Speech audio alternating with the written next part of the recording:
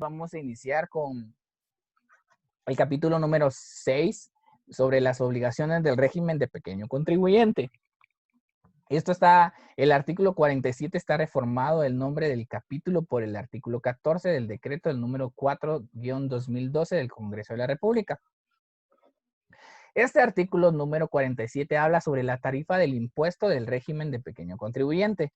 La tarifa aplicable del régimen de pequeño contribuyente será del 5% sobre los ingresos brutos totales de ventas o prestación de servicios que obtenga el contribuyente inscrito en este régimen en cada mes calendario.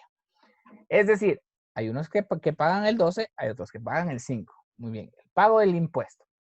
Las personas individuales o jurídicas, entes o patrimonios que sean agentes de la retención del valor o el impuesto al valor agregado, el IVA, y los que lleven la contabilidad completa y designen la administración tributaria actuarán como agentes de retención del impuesto al valor agregado para pequeños contribuyentes cuando acrediten en cuenta de manera pongan a disposición los ingresos de los contribuyentes calificados en este régimen.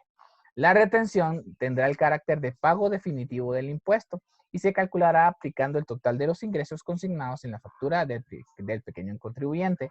La tarifa establecida en el artículo anterior, debiendo entregar la constancia de la retención respectiva. El monto retenido deberá enterarlo a la administración tributaria por medio de la declaración jurada dentro de un plazo de 15 días del mes inmediato siguiente a aquel que se efectuó el pago del acreditamiento. Vamos a avanzar un poquito. Y hablamos del artículo número 49 y dice obligaciones del régimen de pequeño contribuyente.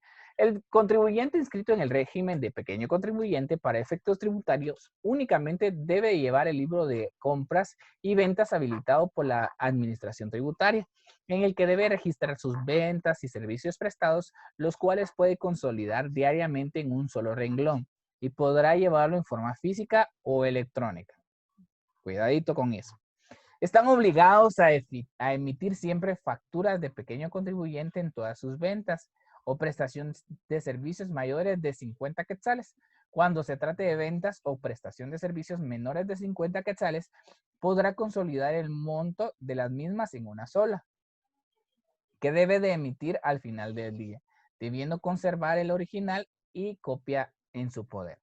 Pues, prestemos atención. Esta es una parte muy importante que muchas veces se nos pasa por desapercibido. Esto es importante. Sí, puede que les venga un caso acerca de esto y es de alta prioridad que nosotros sepamos diferenciar esto. Bueno,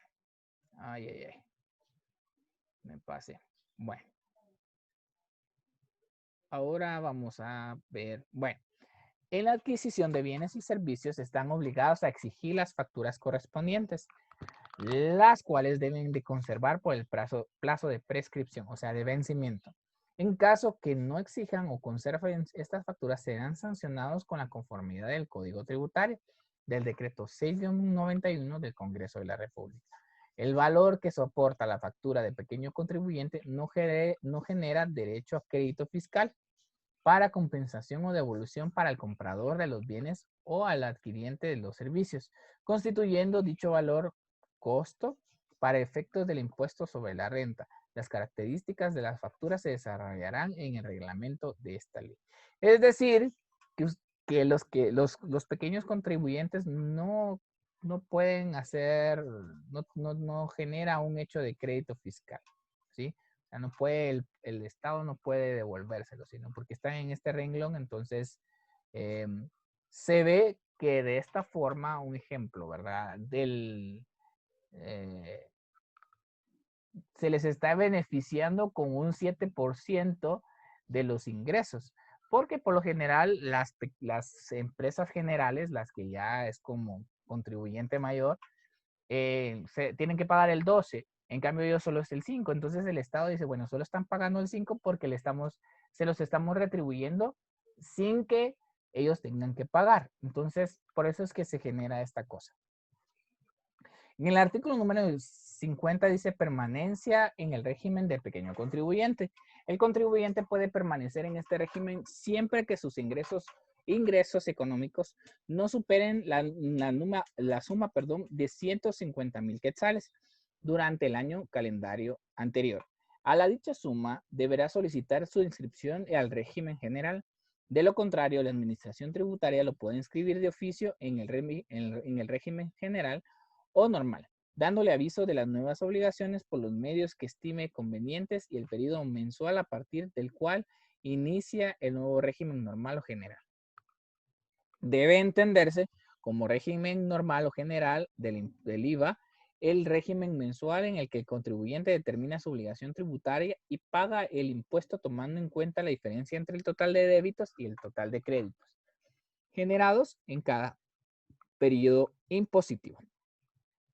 El artículo 51 está derogado, presten atención con esto, y vamos al artículo número 7, donde hablamos sobre la facturación por cuenta del vendedor. Cuando hablamos de esto, nos referimos específicamente a en el artículo número 52 de la facturación de cuenta del vendedor. Cuando un contribuyente adquiera bienes o servicios de las personas individuales que, por naturaleza de sus actividades o por cualquier otra circunstancia, no extiendan o no le entreguen las facturas correspondientes, deberá emitir una factura especial por cuenta del vendedor o prestador del servicio y le retendrá el impuesto respectivo. No podrán emitirse facturas especiales entre contribuyentes del impuesto, ni tampoco en las operaciones de carácter habitual que se realicen entre personas individuales. Se exceptúan de esta prohibición los casos que el emisor de la factura especial haga constar en la misma que el vendedor o prestador del servicio se negó a emitirle la factura correspondiente. El contribuyente está obligado a reportar en su declaración mensual todas las facturas especiales que haya emitido en el periodo que está declarando. Para el efecto deberá consignar la cantidad de facturas emitidas, el monto total de las ventas y el impuesto total retenido. ¿Sí? Bueno, vamos a continuar. En el artículo número 52 hablamos sobre cuáles son las facturas especiales, eso lo vamos a ver después.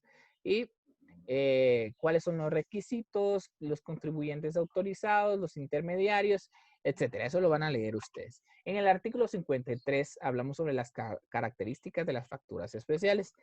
Son especiales cuando deberán constar contenidos en el artículo 52 con sus características, pero deberán de ser autorizadas por la dirección. El reglamento se fijará las características y su contenido. Pago del impuesto retenido. Eso sí es importante. El impuesto retenido de las facturas se pagará siempre en efectivo y deberá enterarse a la dirección en los bancos del sistema o en las instituciones autorizadas para el efecto dentro del mes calendario siguiente al de cada periodo impositivo, utilizando el formulario de pago DRI 1. ¿Sí? Bueno, vamos a ir avanzando. En el título número 4 de los inmuebles y los vehículos, se habla sobre una base imponible y tarifas en la enajenación de vehículos y motocicletas en el artículo 55. En los casos de enajenación de vehículos de automotores terrestres del modelo del año en curso, el año siguiente y el año anterior en curso y de toda clase de vehículos marítimos y aéreos, el IVA se pagará según la tarifa establecida en el artículo 10 de esta ley. Para este caso, el impuesto se pagará de conformidad a la tabla de valores imponibles elaborada anualmente por la Administración Tributaria. ¿Sí? El año del modelo de los vehículos motores terrestres será determinado mediante la verificación del BIN, ¿verdad? Que es número de identificación vehicular, que debe constar físicamente en los vehículos que ingresan al territorio nacional y los documentos de importación. En los casos de venta, permuta, donación entre vivos, entre vehículos automotores terrestres que no sean del modelo del año en curso, del año siguiente o en curso o del año anterior o al anterior del año en curso, a excepción de las motocicletas, el impuesto se aplicará conforme a escala de tarifas específicas lo siguiente. Modelo de 2 a 3 años anteriores al año en curso, 1,000 quetzales. De 4 o más años anteriores al año en curso, 500 quetzales. Eso es importante que ustedes lo tengan. En venta o permuta de donación entre vivos de motocicletas que no sean del modelo en año en curso, del año siguiente del año en curso o del año anterior al año en curso, El impuesto se aplicará conforme al modelo anual, aplicando la siguiente escala de tarifas. Modelo de 2 o 3 años anteriores al año en curso, 300 quetzales. De 4 o a más años anteriores del año en curso, 200 quetzales. Muy bien. Para esos casos que hubieran causado pérdida o destrucción total y que sean objeto de venta, permuta o donación entre vivos, se debe establecer en el artículo número 10. Bueno, vamos a ir avanzando. En el artículo número 56 de bienes muebles, perdón. Para la primera venta o permuta de bienes inmuebles o para los otros casos de transferencias de bienes inmuebles, la base del impuesto constituye el precio de venta consignado en la factura, escritura pública o el que consta en la matrícula fiscal, el que sea mayor. Si el vendedor es contribuyente registrado de este impuesto y su actividad es la construcción o la venta de inmuebles, incluyendo terrenos con o sin construcción, la base imponible es el precio de venta o permuta o el que consta en la matrícula fiscal el que sea mayor. Cuando el enajenante no sea contribuyente del impuesto, siendo contribuyente, su giro habitual no sea comercial con bienes inmuebles, en cualquier forma de transferencia de dominio de inmuebles grabada por esta ley, la base imponible es el precio de la enajenación que deberá de ser consignado en la escritura pública o que consta en la matrícula fiscal en el que sea mayor. En todo caso, deberá consignarse el número de NIT de las partes contratantes e identificar el medio de pago que se utilizó en la compraventa. Cuando las aportaciones de los inmuebles se encuentren grabados en la base imponible, la constituirá el valor del inmueble, que es un valuador autorizado que debe estimar la copia autenticada del dicho avalúo, ¿sí? Y se tiene que estar como atestado y el testimonio de la escritura pública para los efectos registrales que se emitan. Los registros públicos están obligados a exigir la presentación de este artículo. Bueno, existe una fecha y forma de pago. Lo vamos a leer después. Vamos a avanzar un poquito con esto porque sí está un poquito grande. Y vamos a hablar sobre la obligación de los registros públicos. Los registros públicos están obligados a exigir la presentación del documento en que se conste el pago del impuesto establecido por la ley. En el 57b dice la declaración por el vendedor de vehículos. Las personas individuales o jurídicas y entes que hayan transferido la propiedad de vehículos podrán dar aviso cuando transcurran 30 días sin que el comprador haya solicitado al registro fiscal de vehículos la inscripción de la transferencia de dominio. Este aviso debe de presentarse como una declaración jurada en el cual manifiesta que ha transferido el dominio del vehículo y que en consecuencia solicita a la administración tributaria que realice la anotación correspondiente en el registro fiscal de vehículos con los datos del comprador. Obligación de pago del comprador del vehículo. Una vez se efectuó la anotación derivada del aviso de transferencia de propiedad del vehículo, la administración tributaria requerirá administrativamente al comprador el pago del impuesto adeudado, el que debe efectuarse dentro de los 5 días contados a partir del día siguiente de la notificación del requerimiento que se efectuó. La obligación de no presentar, la obligación de presentación electrónica del detalle de las compras y ventas. Bueno, ahí vemos una lista. Vamos a avanzar. Permítame. Ahora, en el título 5 hablamos de los epígrafes. ¿Qué es un epígrafe? Son los artículos que no tienen validez interpretativa. En el título número 6 hablamos de las disposiciones transitorias que son derogatorias y de vigencia. Hablamos sobre un registro base que debe estar en el decreto ley 97-84 de los contribuyentes no inscritos, ¿verdad? Cuando hablamos de que cualquiera son quienes no se encuentran inscritos en el registro a que se refiere el artículo 26 y por consiguiente no tengan autorización de la dirección, facturas, comprobantes, libros y demás exigidos deberán de hacerlo dentro de los primeros 3 días de los meses de vigencia de esto. Los mismos podrán desarrollar sus actividades dentro del lapso que media hasta su inscripción y documentación. Cuando hablamos de los créditos fiscales, hablamos de que deben de ser declarados por los contribuyentes y de alguna forma se tienen que hacer. Cuando hablamos de la autorización de documentos, hablamos de las facturas y los documentos que tienen que ser autorizados por la dirección al amparo en el decreto 97-84. ¿Sí? En la autorización de máquinas registradoras, como ya lo habíamos visto, tiene que ser también autorizado por la dirección. Cuando hablamos del reglamento, hablamos del organismo ejecutivo como conducto del Ministerio de Finanzas Públicas, ¿sí? En el artículo número 7 hablamos de se deroga 1, el decreto ley 9784 y sus reformas, el decreto 431, ¿sí? Del Congreso de la República y cualquier otras leyes o disposiciones que sean incompatibles con la presente. La vigencia. El presente decreto entrará en vigencia el 1 de julio del año en curso y deberá publicarse en el diario oficial. ¿En qué momento se publicó? Bueno, en el año 92, ¿verdad? ¿Qué día? 27. ¿Sí? Bueno. ¿Qué más? El artículo número 32 hablamos del Congreso de la República como del decreto número 6094 del Congreso de la República. Los saldos de crédito fiscal que tengan los contribuyentes acumulados y declarados hasta el último periodo impositivo inmediato al que coincida el inicio de la vigencia de este decreto a la solicitud. En este caso, el contribuyente no podrá trasladar el crédito fiscal para la siguiente o los subsiguientes periodos impositivos ni se aplicará ningún otro impuesto.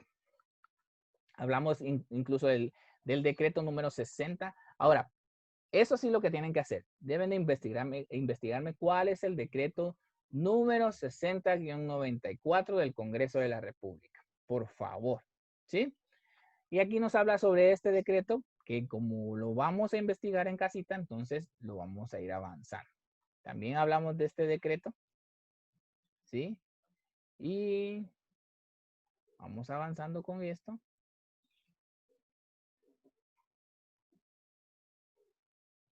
Bueno. Ahora, del decreto número 39-99, hablamos sobre una congruencia en la incorporación de una tarifa especial fija del impuesto en la enajenación de vehículos automotores usados que se establece en el régimen especial. ¿Sí?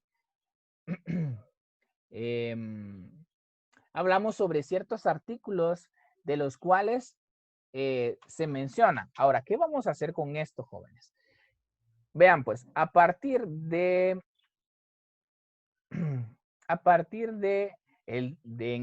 artículo 56, 58, inicia las derogatorias y las que están en vigencia. Ahora, ¿qué es lo que van a hacer? Tienen que buscar en esta ley del IVA, tienen que buscar cómo se llaman estos decretos, por ejemplo, este decreto número 6094 y por qué fueron derogados. ¿Por qué fue derogado o por qué está en validez este artículo? ¿Sí? Porque este artículo 32 del decreto del 6094. ¿Sí? Porque el artículo 33 del 6094. Y así nos vamos, así nos vamos. Aquí hay otro, que es del decreto del número 142-96. Ahí es otra cosa. ¿Sí? Entonces, tenemos que ir revisando porque ahí menciona ciertos artículos y ciertos decretos en los que se avala o en los que se derogan artículos. ¿Por qué? Porque hay decretos que se establecen del Congreso de la República o que se escriben y que van contrario a lo que dice esta ley, ¿sí? Y no pueden ir en contra, sino tienen que ir apoyados. Y hay otros que son creados para darle solidez a esta ley. Entonces, eso es lo que yo quiero que ustedes vean la diferencia. Y ustedes vean también cuál es el decreto 142-96. ¿Cuál es el decreto 39-99? ¿Cuáles son? Aquí hay otro. ¿Cuál es el decreto número 44-2000? ¿Cuál es el decreto número 80-2000? ¿Cuál es el decreto número 32-2001? ¿Cuál es el decreto número 48-2001? ¿Cuál es el decreto número 62-2001? Y 66-2002. Y así. Vamos a ir separando cuáles son los decretos y por qué es que están siendo fundamentados, para qué fueron creados, para qué fue creado el decreto número 66-2002. Y luego de esto, ya que ustedes lo hayan hecho en un documento de Word, entonces ustedes me lo envían y eso se lo tomaré como puntos extras si en algún momento ustedes lo quieren hacer. Ahora, si no lo quieren hacer, pues ustedes tienen la libertad de no poderlo hacer. Bueno, luego de esto ya finalizamos porque termina en el artículo creo que 78, si bien estoy, ¿sí? 78. Bueno, es que aquí, miren, pues aquí no tiene un orden porque aquí se utilizan las leyes de otras, se utilizan los artículos de otras leyes, ¿sí? Donde dice aplicación, ¿sí? Entonces aquí podemos ver que en estos artículos, en el 77, 179 y 181, hay una aplicación de unas reformas, ¿sí? Entonces, eso es lo que yo quiero que ustedes vean. Si ustedes tienen dudas, pues pueden preguntar.